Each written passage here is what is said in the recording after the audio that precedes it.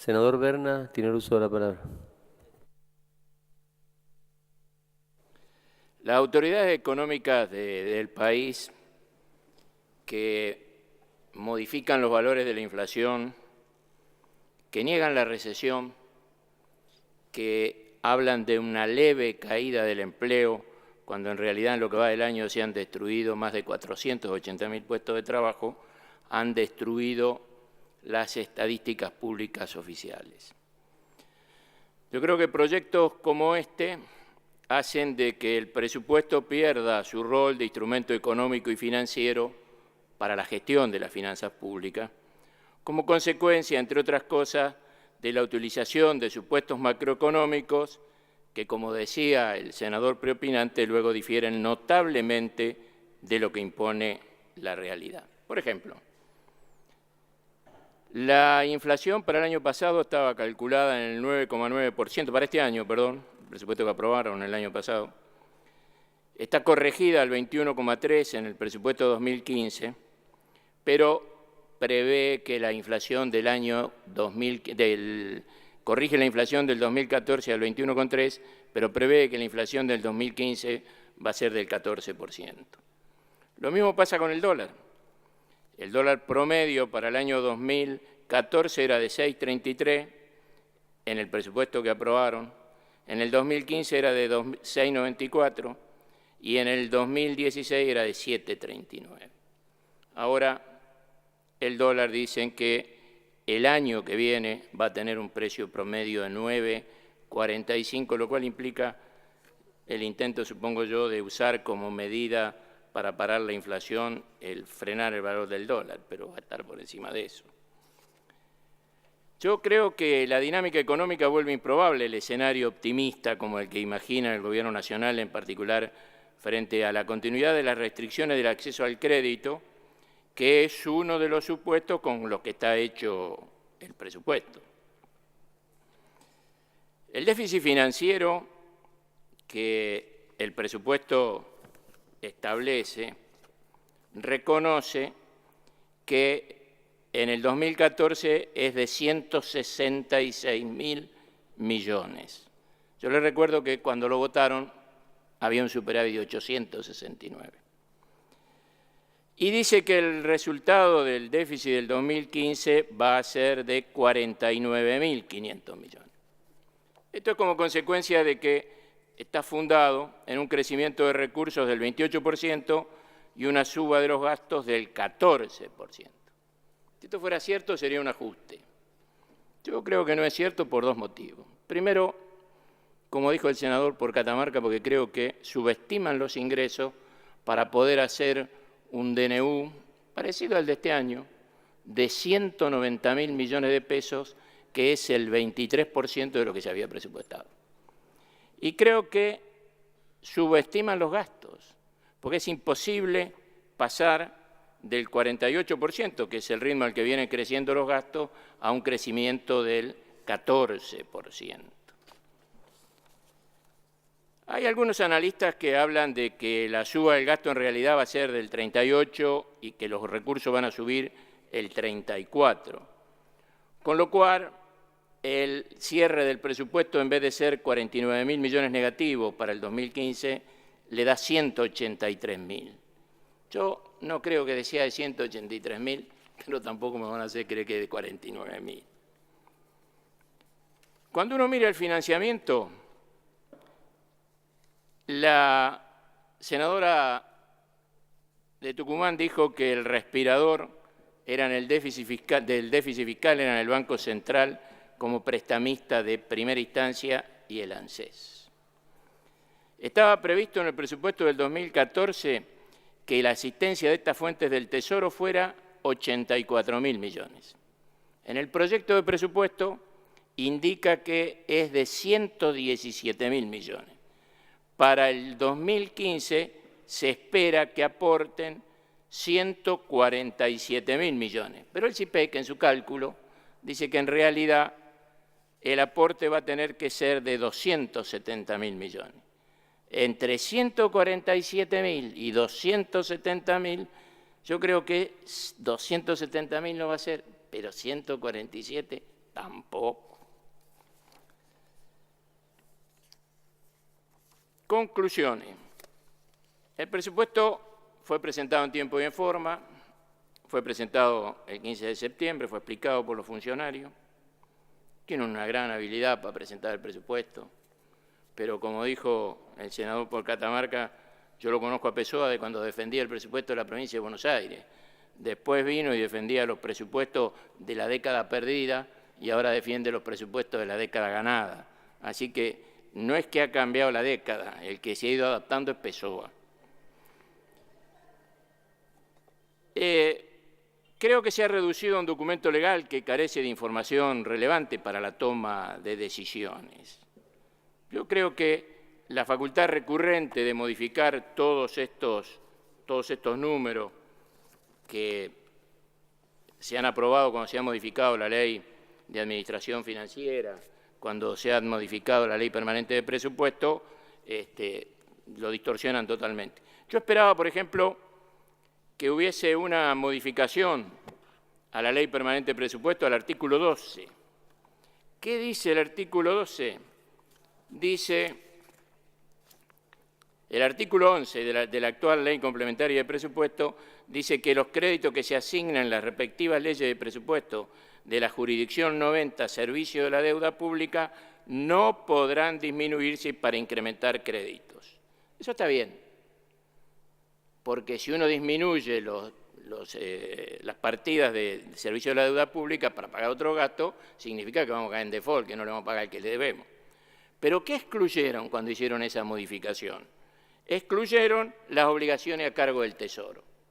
Entonces en el presupuesto ponen todas las obligaciones que tienen por compromisos contraídos con los gobiernos provinciales, por pactos firmados por los gobiernos provinciales, por acuerdos interprovinciales firmados con los gobiernos provinciales, y después modifican las obligaciones a cargo del Tesoro y se transforma en un pagadiós.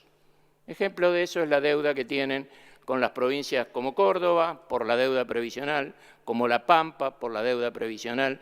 ¿Hay acuerdos firmados? Sí. ¿Hay acuerdos firmados con Vialidad? Sí. ¿Se van a cumplir? No. Porque se puede modificar la partida de obligaciones a cargo del Tesoro. Una verdad, una lástima. ¿Qué otra cosa se puede decir? La verdad es que a esta altura muchas cosas no se pueden decir porque está dicho casi todo. Pero cuando uno analiza el impuesto a la ganancia, que era una preocupación del senador por Neuquén, uno ve que está previsto que se va a crecer en la recaudación un 28,8%. Un 28,8%, con lo cual las estimaciones indican que el impuesto a las ganancias cobrando a los empresarios se incrementa un 12,9%, que está por debajo del aumento de índice de precio implícito previsto en el presupuesto, que es del 16%. ¿Qué implica esto? Esto implica que los que van a aumentar la parte proporcional para soportar las ganancias son los trabajadores. En un país con recesión, en un país donde las empresas aumentan los costos y venden menos, van a ganar menos. ¿Por qué vamos a recaudar más de ganancia? Porque no van a aumentar el mínimo. Se va a mantener el mínimo de 15.000 pesos y los trabajadores que en ese momento ganaban 15.000, se les va a aumentar el sueldo y la mayor parte del salario, el 35 al menos, se lo va a llevar el impuesto a las ganancias. Ahí está la explicación del crecimiento de este impuesto. Porque no se puede, manteniendo constante la participación del ingreso de los trabajadores y empresarios en los niveles del 2013 y suponiendo una presión fiscal similar al 2014, un incremento de la recaudación debido a la imposición sobre la renta empresaria, que es, como dije, del 12,9%. O sea que lo que van a pagar más son los trabajadores. ¿Qué otra perlita podemos hablar del presupuesto? Y hay un tema que a mí me seduce, que es el de las contribuciones del Tesoro, el artículo 20. El artículo 20 prevé cuáles son las contribuciones al Tesoro Nacional. Hay una que a mí me llama la atención. La Comisión Nacional de Comunicaciones le va a aportar al Tesoro Nacional 500 millones de pesos. ¿Qué significa esto? Esto significa de que lo que recauda la Comisión Nacional de Comunicaciones excede sus gastos, es superavitaria y se destina a rentas generales.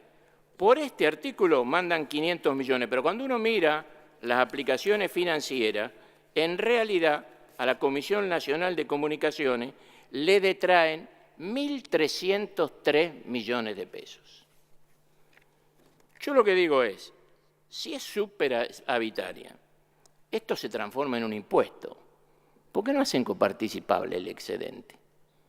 Si no lo quieren hacer coparticipable, ¿por qué no controlan a las empresas de comunicaciones? En mi provincia la CNC funciona en una oficina del gobierno provincial con un empleado que paga el gobierno provincial.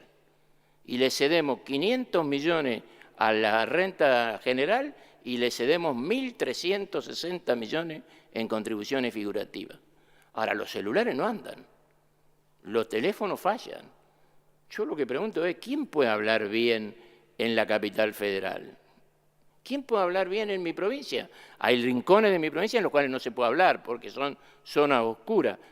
La ley preveía que lo que no se gastase, los excedentes que no sean destinados a las finalidades previstas en el artículo 10 del presente decreto, que es el que fija el 0,5% para el fondo, serán aplicados al desarrollo de los servicios oficiales de telecomunicaciones y radiodifusión. ¿Por qué no ponen antenas comunitarias en los lugares donde no tenemos telefonía celular? Lo mismo pasa con el Ente Nacional Regulador de la Electricidad, el ENRE, que cede 4 millones de pesos. Hace un poquito de calor y se corta la luz. Con estos 4 millones de pesos podían contratar a algunos ingenieros que revisaran las redes y hicieran de que se apagara menos la luz cuando hace calor. Ahora, hay una planilla que miramos todos. Por lo que yo he visto en el debate, todos miramos la planilla 18. O sea, todos miramos la distribución geográfica del presupuesto. A ver cuánto nos toca a cada uno de nosotros. Yo en esto, como se le rindió homenaje a Cafiero, quiero decir que la ley 24629, que se hizo en febrero del 96, fue una iniciativa que tuvo Cafiero. Cafiero quería que, aplicando lo pactado en el inciso 8 y 19 del artículo 75 de la Constitución, se dividiera por jurisdicción el gasto. Yo creo que nos faltó avanzar, porque hoy cuando uno revisa la rendición final de cuentas, se encuentra con que esto no está discriminado por jurisdicción. Creo que también habría que hacerlo. Yo creo que la distribución del gasto, una vez que fue aplicado, creo que habría que modificar la ley de administración financiera y que también sea por jurisdicción. Y en esto yo me voy a referir a mi provincia. Se dijo aquí que mi provincia está cuarta. No, yo voy a corregir. Estamos sextos. Tenemos un ingreso per cápita de 24.573.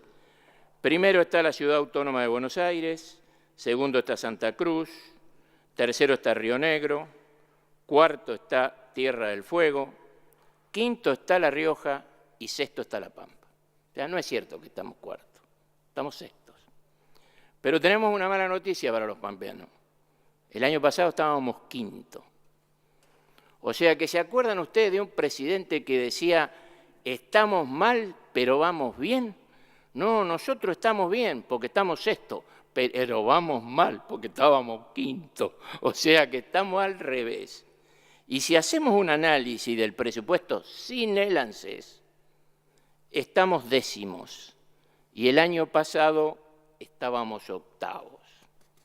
Además, las partidas de La Pampa pasaron de 5.912 millones a 7.837 millones.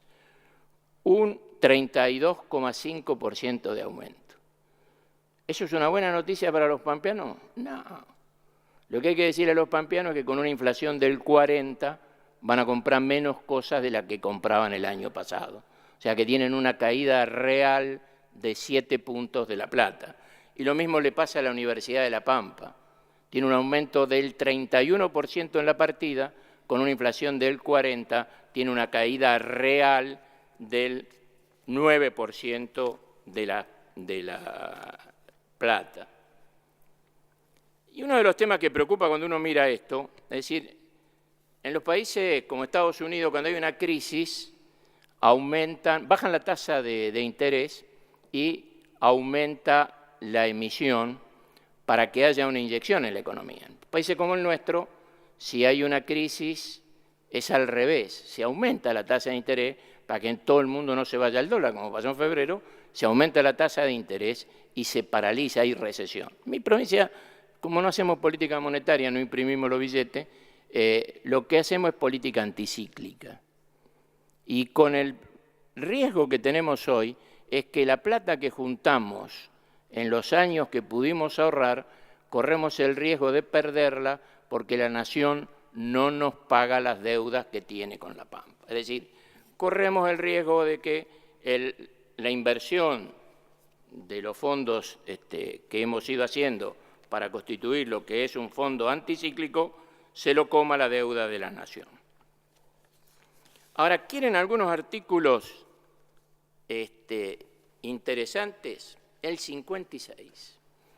El 56 dice, exímese del impuesto establecido por la Ley de Impuesto a las Ganancias y sus modificaciones y del impuesto a la ganancia mínima presunta a la Administración de Infraestructura Ferroviaria Sociedad del Estado, marca el quit, a la Operadora Ferroviaria Sociedad del Estado, marca el quit, al Belgrano Carga y Logística Sociedad Anónima, marca el quit, siempre que el 100% del capital fuera propiedad del Estado Nacional y asimismo condónase el pago de las deudas, cualquiera sea el estado en que las mismas se encuentren. Yo pregunto, si le condonamos la deuda es porque la FIP no se las cobró. ¿Cómo es que encuentran a todos? Lo que pasa es que entre los gendarmes que andan en el centro parando el dólar, los gendarmes que andan en la Panamericana parando obrero, no alcanzan los controles del Estado para que paguen impuestos a los que deben. Pero más linda es el artículo 70. El artículo 70 dice, condónase el pago de las deudas en concepto del impuesto sobre los créditos y débitos en cuentas bancarias y otras operatorias, cualquiera sea el estado que las mismas se encuentren, que se hubiesen generado hasta la fecha de entrada de la vigencia de esta ley por los fideicomisos constituidos por un organismo del Estado Nacional, provincial, municipal y o la Ciudad Autónoma de Buenos Aires en carácter de fiduciante y el Banco de la Nación Argentina en carácter de fiduciario. La condonación alcanza el capital adeudado, los intereses, las multas y demás sanciones. Yo pregunto, el impuesto a la ganancia es un impuesto que uno autoliquida, pero el débito y el crédito bancario es automático.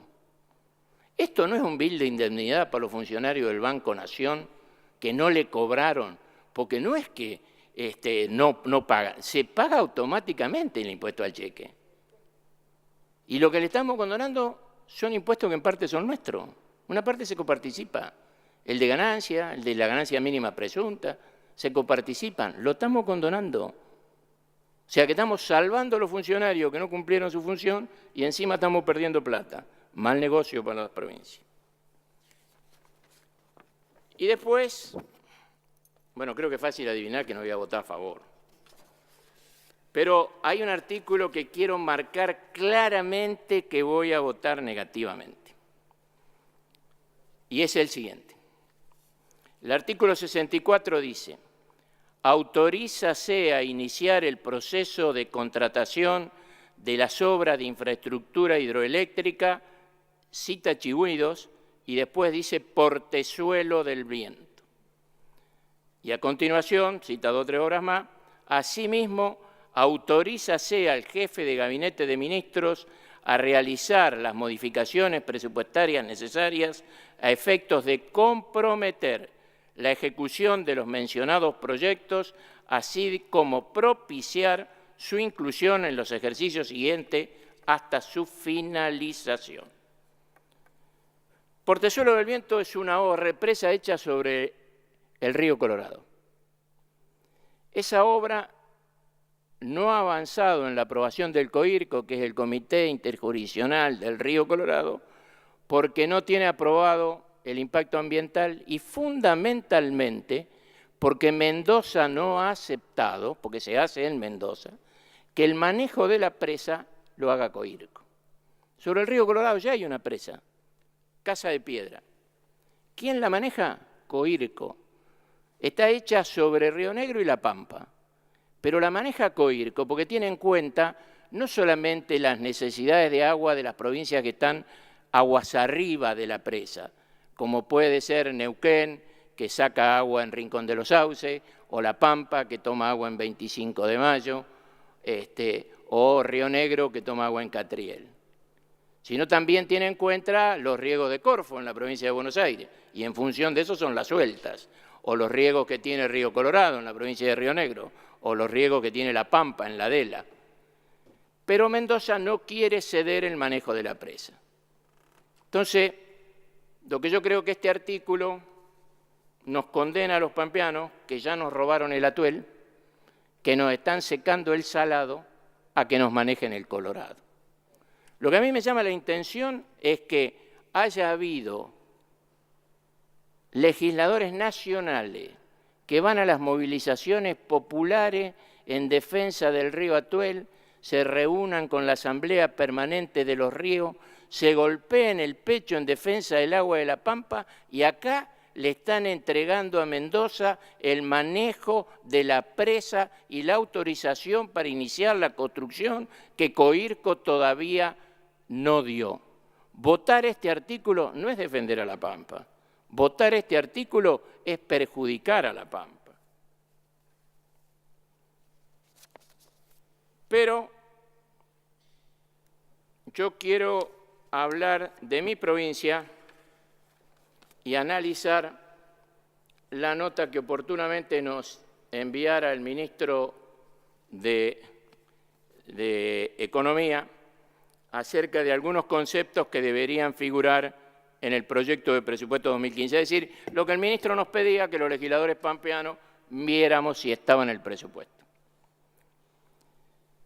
Lo primero que resalta es el convenio de asistencia técnica, económica y financiera del acueducto del Río Colorado y obras complementarias al norte de la ciudad de Santa Rosa.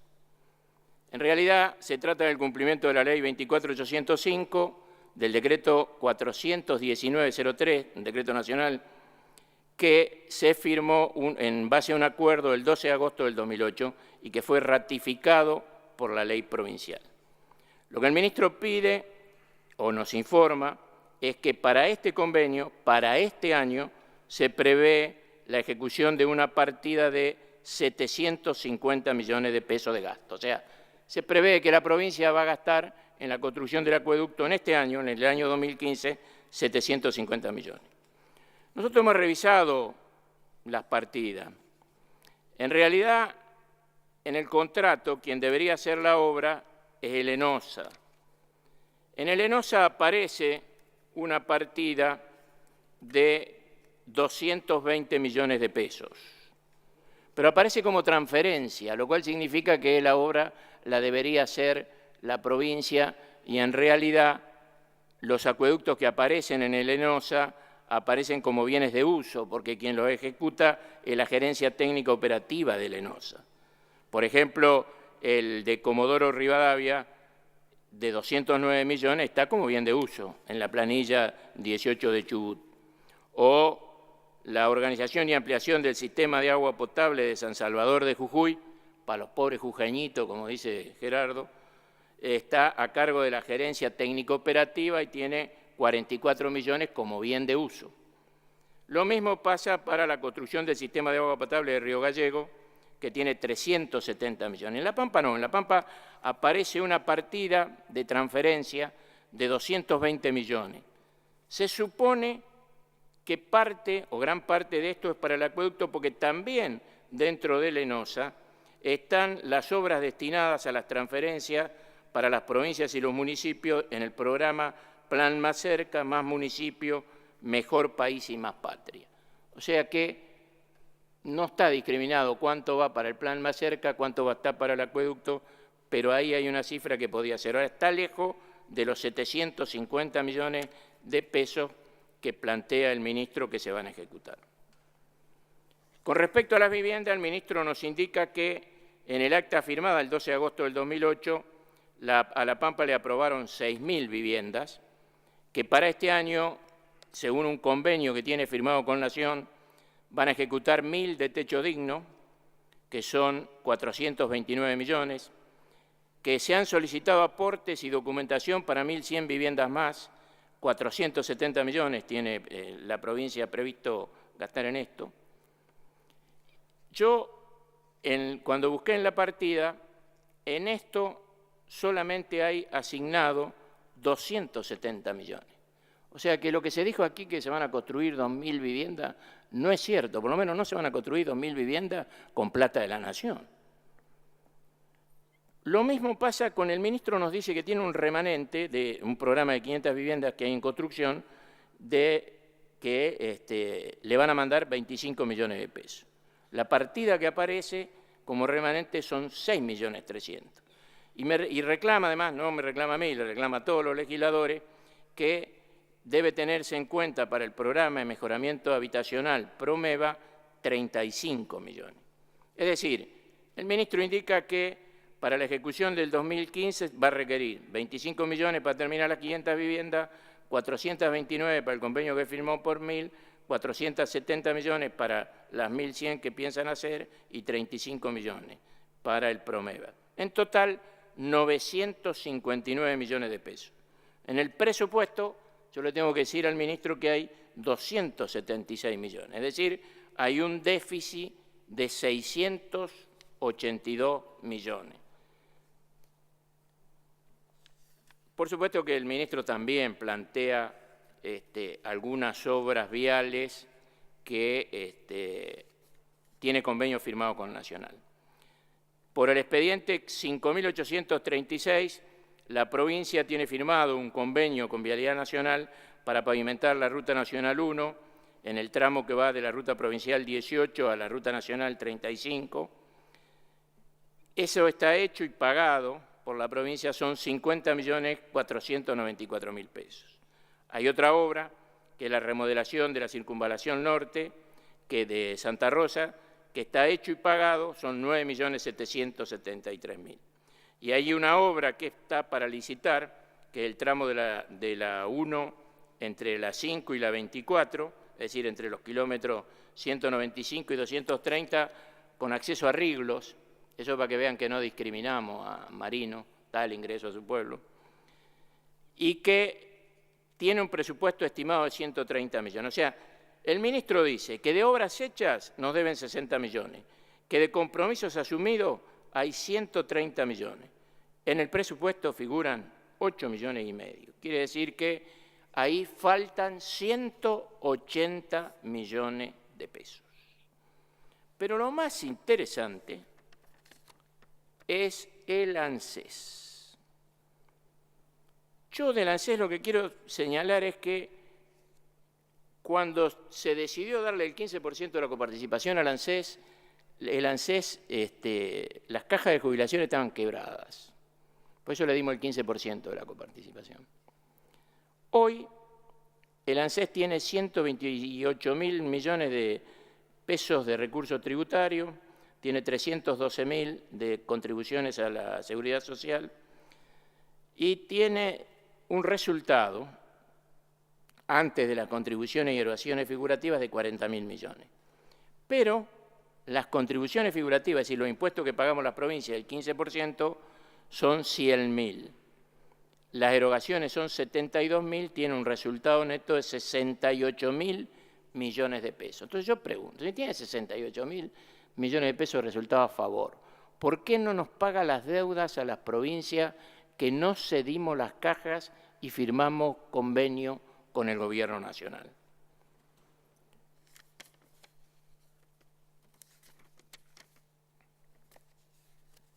La provincia de La Pampa, el último convenio lo celebró el 11 de mayo del 2010. La Nación reconoció la deuda al 31 de diciembre del 2008 y reconoció una deuda de 35 millones de pesos que fue saldada con 3 envíos en mayo, en junio y en julio del 2010. De ahí en adelante no se hizo ninguna transferencia. Hoy, el gobernador le ha reclamado a la Nación más de 500 millones de pesos por el déficit de una sola caja, la caja policial. Y acá, que no me vengan el cuento de la armonización, porque todas las cajas policiales están armonizadas. Todas tienen el mismo régimen. No hace falta armonizar. Por lo tanto, el acumulado al 2013 son 351 millones de pesos.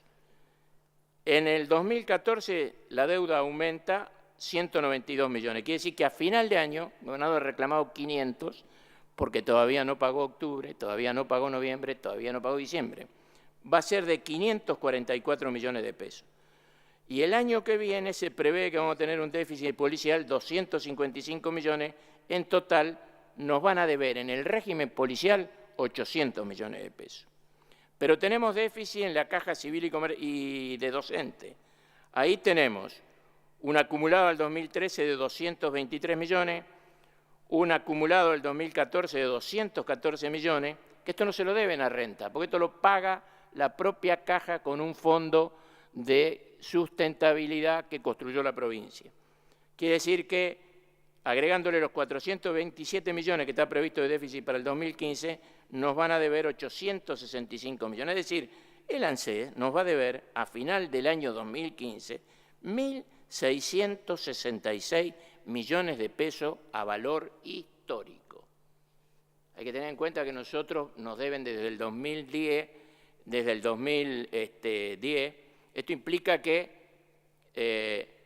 nosotros hemos ido actualizando los sueldos y se han ido actualizando los saberes. Si uno actualizara todos los saberes a la caja civil, docente y policial, nos deben 1.858 millones en total. Entonces, yo lo que pregunto es, si existen los fondos, si el ANSES tiene la plata, si tiene, ¿por qué no nos paga? ¿Por qué nos debe? ¿Por qué nos destruye el fondo anticíclico que hemos construido? La verdad, es difícil de explicar. Es difícil de explicar porque la armonización en el caso de la policía es un argumento que usaron con otras provincias, pero nosotros no está.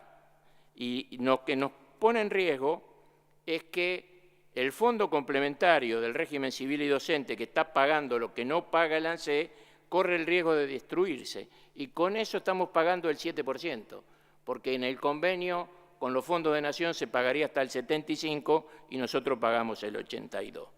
Y esto pone en riesgo las cajas y hace de que primero se afecte el fondo complementario y luego el Estado tenga, como en el caso de la policía, que cubrir el déficit. En definitiva, de las preocupaciones que el ministro ha manifestado, él reclamaba 501 millones de la caja solo policial, le debemos dar también la mala noticia, no solo al ministro, sino a los jubilados pampeanos, de que no está previsto, porque en todo el presupuesto nacional hay previsto para los déficits de las cajas provinciales 500 millones de pesos y están sin discriminar. En definitiva, para defender a La Pampa no hay que votar este presupuesto. Votar un presupuesto que condena a La Pampa a recibir menos fondos a valores reales no es defender La Pampa. Votar un presupuesto que le da el manejo de la cuenca del río Colorado con una obra que paga Nación y sin la aprobación de Coirco a Mendoza no es defender La Pampa. Votar un presupuesto donde a la caja de jubilados se le va a incrementar la deuda a más de 1.000 millones de pesos no es defender La Pampa. Por eso yo sí defiendo a La Pampa y voto negativamente este presupuesto. Gracias, presidente. Gracias, senador. Senador Santilli tiene el uso de la palabra. Gracias, señor presidente. Antes que nada, me gustaría o quiero expresar un dilema que tiene dos aspectos. Uno, lo atinente a lo personal, y otro de tipo político. En lo personal, cuando nos eligieron como senadores a la senadora Gabriela Michetti y al que está hablando, nos sentimos orgullosos, nos sentimos respaldados, sentimos la confianza del pueblo de la Ciudad de Buenos Aires que nos votó y nos decía en cada caminar y en cada recorrer: trabajen mucho, trabajen bien, trabajen por nosotros. Y junto con el senador De Angelis fuimos conformando los primeros senadores de una fuerza política que llegaba a esta casa a construir una alternativa distinta, diferente, una alternativa de búsqueda de un cambio que tenga que ver con la construcción, con el desarrollo, con las ideas, con las propuestas. Sé que entre las demás fuerzas que ocupan este recinto y esta casa hay un montón de hombres y mujeres que también luchan por cubrir esas nuevas demandas que tiene la sociedad, tratando de dialogar, de escuchar y de buscar consensos para poder generar políticas mejores. Tomando estos valores y estas propuestas, nosotros trabajamos mucho, trabajamos con nuestros asesores, con los equipos técnicos, discutimos mucho en nuestros bloques, buscamos las mejores alternativas y las mejores propuestas. Y buscamos buscar soluciones para ayudar a resolver los problemas que tenemos como argentinos. Problemas estructurales, problemas de fondo, problemas de mucho tiempo. ¿Y cuál es el dilema? ¿Cómo hacemos para apoyar o por aportar mejores decisiones para el país si en la mayoría de los casos que nosotros recibimos, señor presidente, los proyectos de ley vienen cerrados? Vienen sin posibilidad de participar para mejorarlos. Y mi pregunta es, ¿cómo se contribuye y se encuentra sentido a nuestra tarea en las democracias delegativas? Y lo mismo decía Guillermo O'Donnell, en este sentido, que desarrolló el concepto en el año 2009. Y me gustaría leer lo que él decía en el año 2009. Él decía: es un nuevo tipo de democracia a la que llamé delegativa, para diferenciarla de la que está ampliamente estudiada, la democracia representativa. Se trata de una concepción y una práctica del poder político que es democrática, porque surge de elecciones razonablemente libres y competitivas. También lo es porque mantiene, aunque a veces a regañadientes, ciertas e importantes libertades, como la de expresión, asociación, reunión y acceso a los medios de información no censurados por el Estado o monopolizados. Decía Guillermo O'Donnell: la esencia de esa concepción es que quienes son elegidos creen tener el derecho y la obligación de decidir como mejor les parezca qué es bueno para el país, sujetos solo al juicio de los votantes en las siguientes elecciones. Creen que estos les delegan plenamente esa autoridad durante ese lapso. Dado esto, todo tipo de control institucional es considerado injustificada traba. Por eso los líderes delegativos intentan subordinar, suprimir o cooptar esas instituciones. Consideran que ya que el presidente ha sido elegido libremente, ellos tienen el deber de acompañar a libro cerrado los proyectos que les envía el gobierno. Olvidan que según la Constitución el Congreso no es menos gobierno que el Ejecutivo. Producen entonces la mayor abdicación posible de una legislatura, que es conferir y renovar repetidamente facultades extraordinarias al Ejecutivo. ¿Cuál es mi respuesta al dilema? Frente a este dilema me pregunto qué hay que hacer, y yo creo que hay que seguir trabajando. Yo creo que hay que tratar de seguir trabajando para encontrar esas diagonales que puedan hacer que empecemos a entender que tenemos que cambiar. Aunque esté claro que el gobierno no leyó el resultado de las últimas elecciones. Seguir trabajando y saber que en el 2015 el reclamo de los ciudadanos por una democracia representativa, madura y con instituciones serias se va a ver satisfecha. Mientras tanto, hoy, presidente, nos encontramos discutiendo la ley de leyes, como escuché a mis senadores que me antecedieron en la palabra. Presupuesto nacional que supuestamente nos cuenta a los argentinos cuáles van a ser las políticas del gobierno del año entrante. ¿De qué se va a ocupar el gobierno? ¿Cómo va a hacer para desarrollar y hacer crecer nuestro país? Y este proyecto de ley no es excepción dentro de la concepción del ejercicio del poder de una democracia que cada vez es menos republicana, representativa y federal. Así como las apuradas sesiones de tratamiento y de discusión sobre el Código Civil, sobre la confiscación y luego expropiación de YPF, sobre la ley de hidrocarburos, que podríamos haber mejorado y perfeccionado, y espero que así no sea el Código Procesal Penal.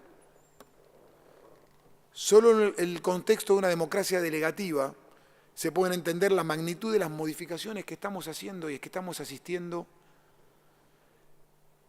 y que debiera ser la búsqueda de un consenso y de un encuentro, porque estamos rigiendo y modificando la convivencia para muchos años de nuestra democracia y de nuestro futuro. Solo en este marco podemos justificar la continuidad de la ley 26.124, que la mencionaba el miembro informante, de la mal llamada superpoderes, la delegación de facultades del Congreso al Poder Ejecutivo, la ley 21.526 de Administración Financiera,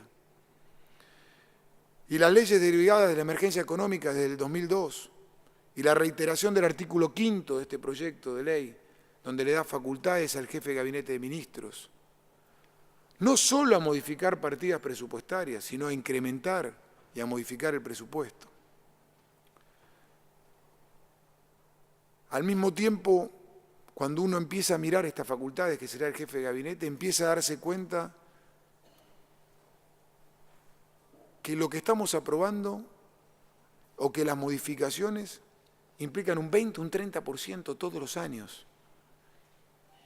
Un 20, un 30% del presupuesto no se discute en el Congreso, sino que lo modifica el jefe de gabinete.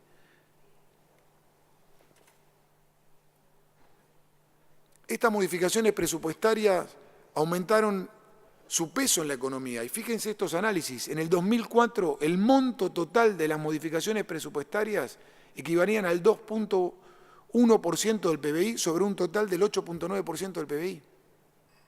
Vale decir que la relación gasto-PBI en el 2004 fue del 24%, mientras que en el 2011 ascendió al 32%. No me quiero imaginar el año que viene con un PBI del 2.8%. Por ejemplo, los gastos de la administración gubernamental en el año 2014 previstas en el presupuesto versus la diferencia son un 23% más de lo que votamos, o de lo que votaron. Yo no estaba. La verdad, señor presidente, déjeme decirle que estoy preocupado. Estoy preocupado porque no sé si estamos frente a un dibujo mal disimulado, si estamos frente a una nueva devaluación o si estamos frente a una recesión para el año entrante, según los propios indicadores que presentó el Poder Ejecutivo. Porque, ¿qué otra cosa puede significar los índices de inflación de un 15.6%? ¿Qué otra cosa puede significar? Si todos sabemos que la inflación para este año, o la que calculan para este año, está entre un 35 y un 40%. Todos. Ahora le voy a decir además quién la calcula, porque tiene un equipo que trabaja para el señor ministro, que se llama la Gran Macro, de donde trabaja el ministro, que ya establece que es el 30%, pero aclara a posteriori la Gran Macro, diciendo que, bueno, visto los indicadores de los últimos meses de reducción del 1.4, todos estos números que aclara la Gran Macro, como le dicen a la agrupación, no sé si es una agrupación, una asociación, una fundación, no sé qué es que trabaja con el ministro de Economía, y dice que, visto los indicadores en 1.4, la inflación de este año va a terminar en un 24%. ¿Cómo hacen para llegar? ¿Estamos ante una meta irreal? ¿Estamos ante una meta real? Digo, ¿lo que viene es una devaluación o lo que viene es una recesión? ¿Cómo vamos a llegar a esos indicadores? Me gustaría haber discutido un programa antiinflacionario en la discusión presupuestaria. Algo que nos está corroyendo el salario de los trabajadores, de las personas, y que está empujando a esta diferencia de tipo de cambio, a estas devaluaciones, a todos los problemas que la economía viene trayendo. Y lo único que se dijo como plan es que la inflación se va a contener con un menor precio de la soja. Y la verdad es que el precio ya empezó a caer, lo que significa menos divisas, menos actividad. O sea, la inflación lamentablemente se va a contener con recesión. Quiero darles un ejemplo.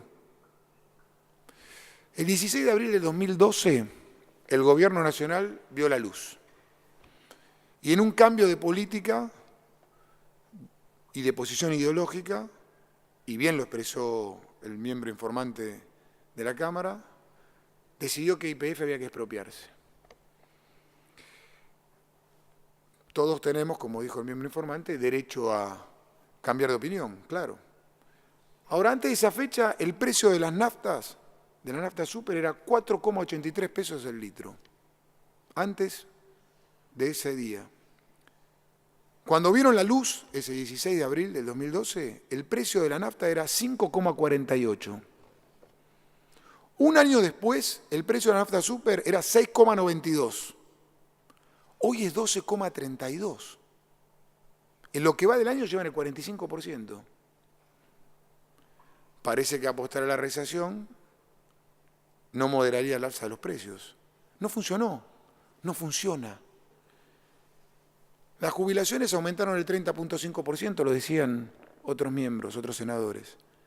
Los salarios aumentaron entre un 27 y un 31%, dependiendo del sector, con una inflación del 35 a un 40%, que es lo que estiman.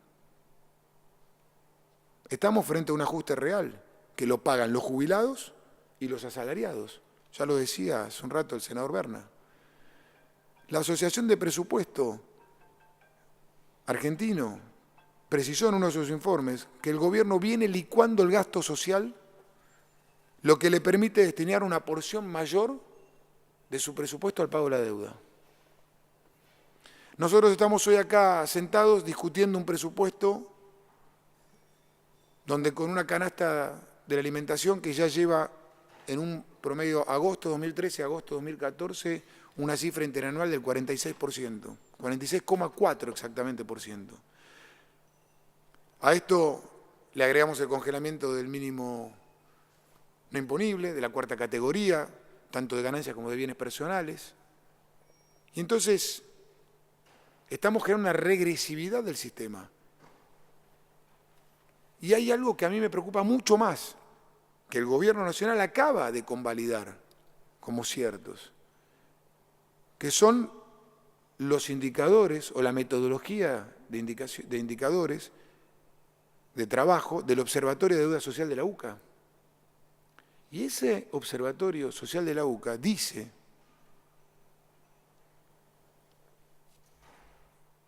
que mientras que nosotros estamos discutiendo estos números de presupuesto, que hay 10 millones de argentinos que están en la pobreza, 27,5%. Sí, le concedo una interrupción. Una interrupción, senador. Gracias, presidente. Gracias, senador. Si hay algo que es un espanto en este país, es el cálculo que hace la UCA con eso. Es una vergüenza lo que hace, porque son una cantidad nimia de casos telefónicos.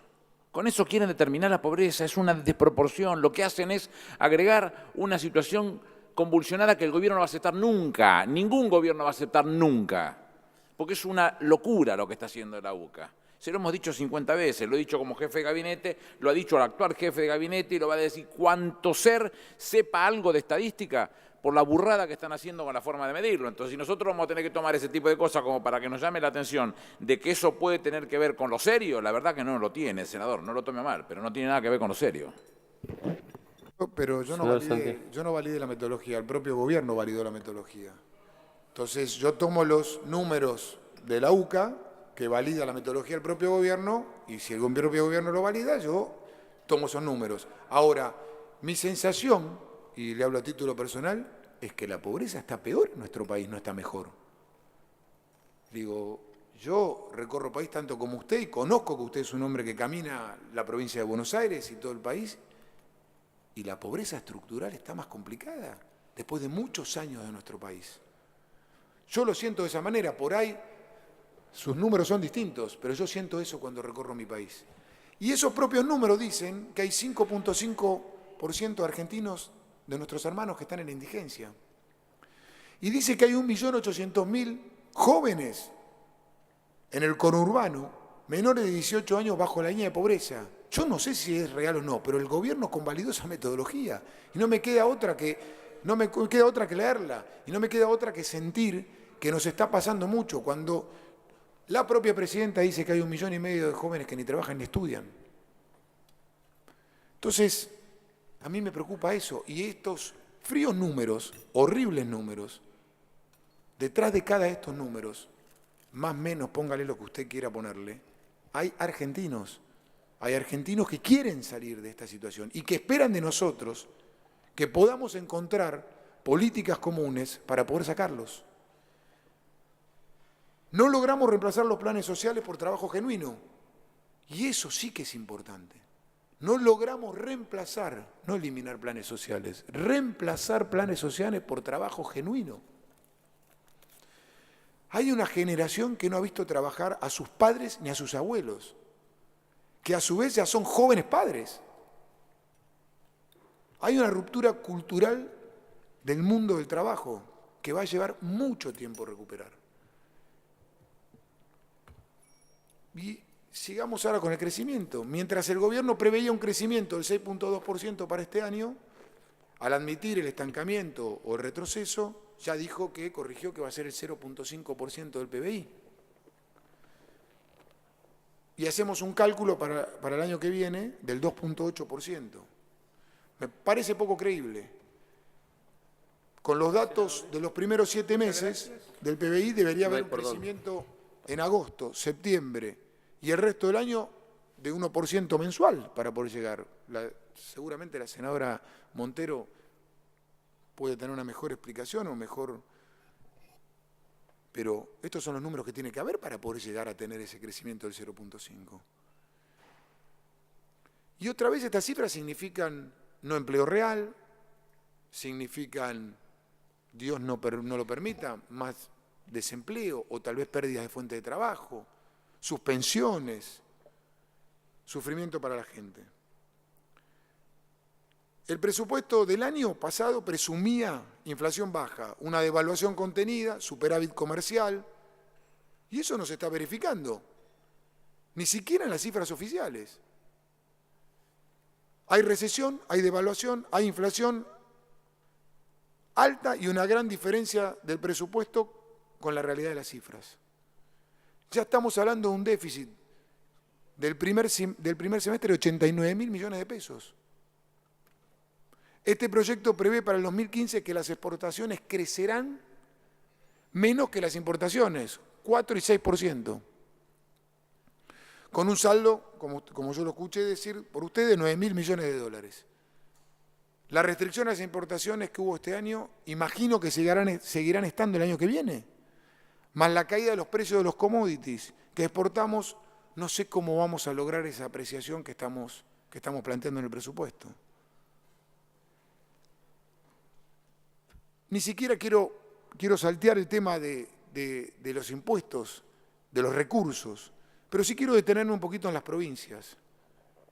Y me puse a leer el tema de las provincias y leí el informe del Auditor General de la Nación, el doctor Despuy, que lo dijo en la próxima comisión, en la comisión esta semana. El titular del AGN informó que las provincias de Formosa y La Rioja recibieron entre 21 y 24 veces más transferencias discrecionales por habitante que Córdoba o Santa Fe. Lo dijo el Auditor General de la Nación. Agregó inclusive que la Patagonia, Santa Cruz recibió 3.094 pesos por habitante, mientras que Río Negro recibió 612 y Chubut 394. También en el noroeste se refleja esta situación. Formosa recibió 3.383 pesos por habitante, mientras que Misiones obtuvo 648 pesos. Y dijo que la provincia que menos recibió fue San Luis. Lo más preocupante de esto para mí es que nuevamente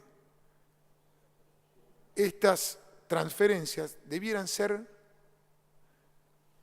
estas transferencias discrecionales, deberían ser por índice, por habitante, por persona, pero debieran ser también algo no de moneda corriente ni constante, y se transforman en moneda constante. Fíjese si se manejan en manera constante, que estas transferencias discrecionales no regladas aumentaron del 2003 al 2012 y van a pasar de un 34% a un 62% para el año próximo. ¿Por qué no? Si lo podríamos discutir. Lo que realmente marca esto es que podríamos discutir y que debemos discutir una nueva coparticipación federal, discutida, como dice el senador. Un párrafo me merece Aerolíneas Argentinas. Respecto a las aerolíneas argentinas, el informe 7 de la auditoría establece que desde el año 2008 hasta el último balance del 2011 registra una pérdida de 18.100 millones de pesos en 6 años. O sea, equivale a 2 millones de dólares por día y recibió subsidios por 17.786 millones. Soy un convencido de la asociación entre lo público y lo privado, en la búsqueda de la eficiencia, la transparencia, intentar construir lazos comunes. Y estoy convencido que es importante tener una línea de bandera. Estoy convencido que es importante tener una línea de bandera. Lo que no tengo claro si es un coto de caza de un sector político del gobierno o si vamos en la búsqueda de la administración, de la eficiencia, de la racionalidad, de la capilarización de una línea que tiene que integrar nuestro país y que siento que lo hace por momentos. Pero no puedo entender, y nadie me explicó todavía, por qué se subsidia la tarifa internacional. No lo puedo entender, nadie lo ha podido explicar. ¿Por qué nosotros pagamos la misma tarifa cuando viajamos a cada una de nuestras provincias que una compañía que no es Aerolíneas Argentinas, y cuando alguien viaja al exterior paga 2 veces menos cuando viaja en Aerolíneas Argentinas? Entiendo que pueda tener una tarifa diferenciada, pero no entiendo que haya tanta distancia. ¿Por qué? ¿Por qué? Porque la paga el Estado. 12 cuotas sin interés con la inflación que tenemos. ¿Por qué no cuidar nuestro patrimonio si es nuestra línea de bandera? ¿La estamos cuidando con esto? Es un debate. Es un debate. Y quiero hablar un minuto sobre el artículo 40. A mí me llama poderosamente la atención el artículo 40 del proyecto de ley, que autoriza la colocación de deuda en el mercado internacional por 50.000 millones de dólares. 2 veces la reserva del Banco Central. Me gustaría tener más detalles, como lo dice el artículo 38. Me gustaría saber qué controles va a haber, cómo se va a tomar, cuál es el nivel de legalidad de este endeudamiento. ¿Es un cheque en blanco que nos piden? ¿O es aquí una forma de cubrirse ante un presupuesto que no cierra sus números ni inflacionarios, ni de crecimiento, ni de desarrollo? Y entonces sí, aquí está el kit de la cuestión, que es tomamos 50.000 millones de dólares y cubrimos, discúlpeme mi expresión, si el mal dibujo, la mala exposición del presupuesto, la recesión o la devaluación. Y entonces ahí está la clave de la discusión. Entonces sí, es llegar hasta enero con los holdouts y en enero viene el acuerdo y después tomamos deuda. Entonces se toma deuda para sostener esta, para mí, incongruencia que es el presupuesto. Ahora, ¿la deuda para qué? ¿Es para infraestructura? ¿Es para resolver el déficit de energía que tenemos? ¿Es para tratar de terminar el déficit energético? ¿Es para ayudar a YPF en la inversión en Vaca Muerta? Tengamos cuidado, está cayendo el petróleo. Y cuando cae el precio del commodity, es probable que Vaca Muerta no sea lo mismo que era antes, cuando se venía a invertir. Es probable que las inversiones no cierren de la misma magnitud que cerraban antes. Y vuelvo a decir algo que dije con los hidrocarburos. La Argentina es un país con petróleo, no es un país petrolero, que tenemos que trabajar mucho y muy bien para poder extraerlo, para poder cuidar nuestro suelo y para poder generar el autoabastecimiento, que ojalá Dios quiera me equivoque, pero creo que es imposible que lo logremos en 3 o 4 años. Va a requerir de políticas sostenibles, sustentables, serias, coherentes para avanzar. En definitiva, señor presidente, nosotros no vamos a acompañar el presupuesto por todo lo expuesto en mi alocución. Pero quiero terminar volviendo a donde empecé con Guillermo O'Donnell, ¿no? Y llamar a la reflexión sobre un país en la que queda 1 año para terminar un mandato, para que podamos trabajar este año antes de las elecciones, para intentar cambiar este rumbo, para intentar encontrar puntos de común acuerdo. Yo siempre recuerdo algo, desde 1983 a la fecha, nos decimos como argentinos, cuando salgamos de la crisis económica nos vamos a dedicar a mejorar las instituciones. Cada 10 años tenemos una crisis económica. ¿No será el momento de empezar a pensar al revés? ¿No será el momento de reformular el orden de los términos? Tal vez si mejoramos las instituciones de manera sostenida por varios gobiernos, la economía seguramente no tenga más crisis. Muchas gracias, señor presidente. Gracias, senador Santilli.